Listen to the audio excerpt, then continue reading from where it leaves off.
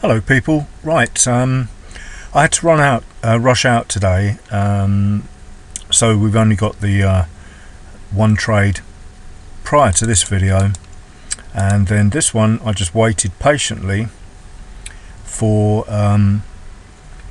the trade to set up. We could clearly see shorts were, this is a monthly chart, we could clearly see shorts were the order of the day. Pound weakness, in this instance GJ or pound yen, yen strength, and it was just a question of waiting for the best setup. So I'll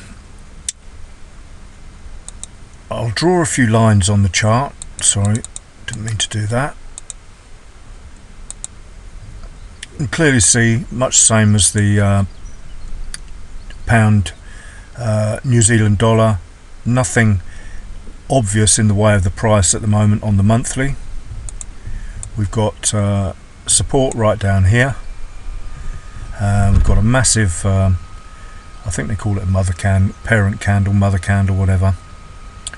Put a low on the bottom of there and a high on the top, but you know, we're not expecting anything like that to get hit.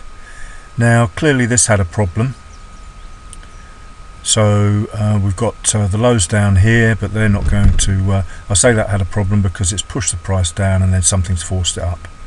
But what you tend to find is if you put a marker on the candle that most recently had a support on it, then you'll find the internal candles, by that I mean the weekly, daily, and so on and so forth, will start to show you levels of potential resistance in the instance of this candle, and support in the case of this candle. So stick a resistance on that candle there. This is obviously, now you might not say it's obvious, but it is obvious to me. This high has not been broken through by that push down. That is clear resistance. Meanwhile this one has. I hope you can see the difference. So we've closed through this high here, this resistance level, but we have not closed through that one yet. So that makes that extremely significant. So we didn't even close through it by this candle here actually, so that is massively a strong, powerful level that price needs to get through, in my opinion. It also creates a massive 4-month flip zone. In other words, we've closed down, we pushed down, small wick, pushed back up, pushed up. There'll be a small wick there, pushed back down. In fact, no, there won't, because that yellow is the high of the candle. So, but you know, we're splitting pips here, or splitting hairs. It's clearly a level of massive significance. So what is that level actually? 132.55. So 132.55 is something that for some reason this sits around for months on end. Nothing else of importance. We could put a low now, although we are at the extreme low. We could put a low on this month, and then we go down to the weekly and we can start to see what's going on there. Well, this is this week's candle. We've got massive 2 weeks of support to get through and 1 week of resistance here, which is causing us a problem.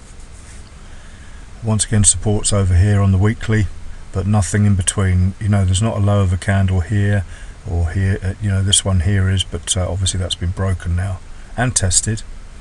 Notice how it's done that, broken it, come back, and just tested that resistance and that support to see if it will hold as resistance, which it's done. This is what I mean about, I meant to make a video about support and resistance. All my trading life, virtually from day one, has been about a trend and then old support acting as new resistance. Used to be called, my mentor called it SBR RBS. Support becomes resistance, resistance becomes support, RBS. So I invented a new mantra. We're trading tests. just tests of old support and new resistance. So if you remember that, then when you get a break of a significant level that you've drawn on here, just a line, you can expect it at some stage to be tested. And once you've had that drummed into you for 15 years, you tend to be able to use it to earn some money. So RBS, remember, it happens all over the place, on every time frame. Resistance, once broken, becomes support, and SBR, support, once broken, will get tested as resistance. S becomes R. Okay, and then you trend through it. So we're on the, sorry for that little rant or a little diversion there. Then we go on the weekly. We've got weekly support to get through, 2 weekly supports to get through, and a weekly resistance. If this gives with a close through it, then with a downtrend, high, low, lower, high, lower, low, we're looking quite good to the short side again.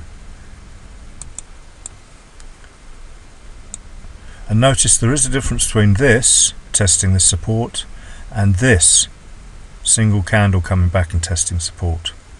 What is it? This isn't part of a downtrend. High, low, lower, high, lower, low. You can't sing that song really there. You can sing maybe high, low, lower, high, and then nothing. It held and returned upwards. You know, this is swing 4 really. Swing 1, swing 2, swing 3, swing 4. This is the accumulation phase of the downtrend. What this also is what people call a range. And what often happens in the accumulation phase of the downtrend is they will do what I call a swan song. So they may work, so you will always need to prepare for that. And remember also, if this is going to trend up, it needs to go swing 1, swing 2, swing 3, pull back, potential swing 4, continuation. So you often, or I have in the past, got caught out more times than I can ever mention, getting in too early and then push it up for what I used to call the swan song, and then they finally crash it down. In my mind, basically what they're doing is taking out bringing in all the sad retail buyers, taking out the stops of people that are in this short trade before crashing it. Now, where could we imagine this might come back to? Well, 2 things could tell you that. Old support will be tested as new resistance, and we could draw a quality. Sorry for talking slowly again, but if I talk fast, then what's the point? You're going to have to keep pausing and replaying and potential of that sort of stuff. So hopefully I'm not annoying you by talking slowly, but it's important, and I'm not being condescending, talking to you like children as if. It's just to help you hopefully inwardly digest what I'm talking about. So we've got a clear uptrend. We can draw a trend line here, low, high, high, low, high, high. Once that's broken there, that becomes a valid trend line, support level, and so on and so forth. You can tighten it up as that price moves up. I'm just tightening that up to that level there, or making it more accurate, should I say. This one is a new one. So before you could see any of this here, you'd have had this on, or this here should I say, and then you would add this one, which would give you an additional break level, if you like, a stepping stone to the short trade. Remember, these are on the chart way before any of this is happening. This here, when this is what's on, this here, coming through here and dropping.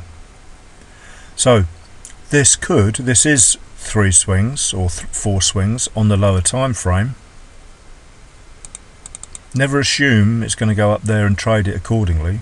And once again, we need the disclaimer here. But what have we got telling us? The descending trend line and this, and the fact price never goes in a straight line, and quite often never goes where you want it to. So if we go on the lower, well, let's finish off on the weekly. So weekly was telling me we'd broken this support, we were in a downtrend.